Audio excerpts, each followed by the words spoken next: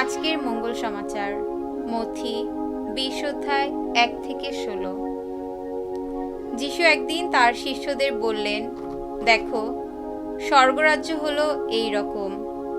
একবার এক জমিদার নিজের আঙ্গুর ক্ষেতে মজুর লাগাবার জন্যে খুব সকালে বেরিয়ে পড়েছিল। দিনমজুর হবে একটা রূপোর টাকা। মজুরদের সঙ্গে এই ব্যবস্থা করে সে তার আঙ্গুর খেতে তাদের পাঠিয়ে দিল। সকাল 9টা নাগাদ সে আবার বেরিয়ে দেখল বাজারের মধ্যে আরো কয়েকজন লোক বেকার দাঁড়িয়ে আছে। সে তাদের বলল, ওহে, তোমরাও আমার আঙ্গুর খেতে কাজ করতে যাও, আমি তোমাদের ন্যায্য মজুরি দেব। তখন তারাও কাজ করতে গেল।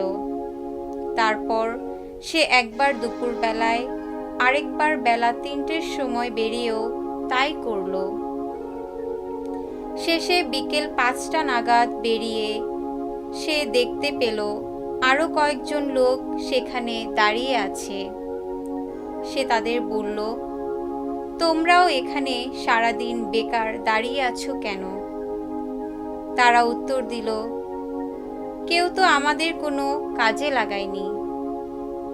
সে তখন বলল, বেশ, তোমরাও আমার আঙ্গুর খেতে কাজ করতে যাও। তারপর যখন সন্ধ্যা হয়ে এলো, তখন আঙ্গুর ক্ষেতের এই মালিক তার নায়েবকে বলল, এবার মজুরদের ডাকো। শেষের দল থেকে শুরু করে প্রথম দল পর্যন্ত সকলেরই মজুরি মিটিয়ে দাও। যারা বিকেল 5টা নাগাদ কাজ শুরু করেছিল তারা তখন এগিয়ে এলো।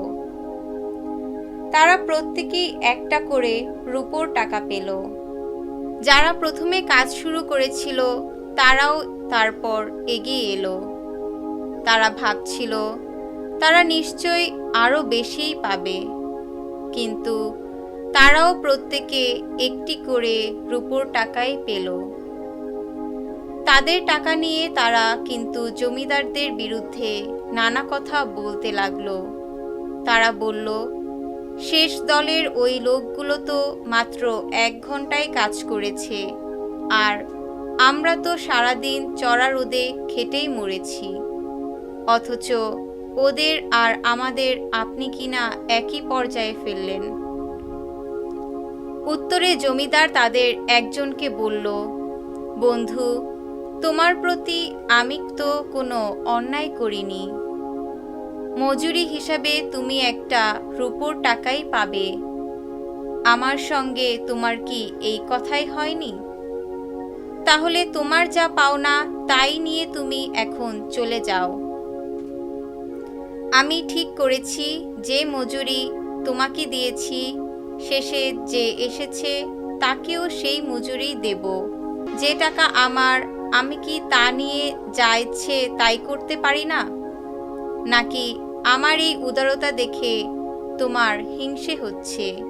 এরপর যিশু বললেন, তেমনি ভাবে যারা এখন রয়েছে সবার শেষে, তারা একদিন সবার আগেই আসবে, আর যারা এখন রয়েছে সবার আগে, তারা সেদিন যাবে সবারই শেষে। প্রভুর মঙ্গল সমাচার।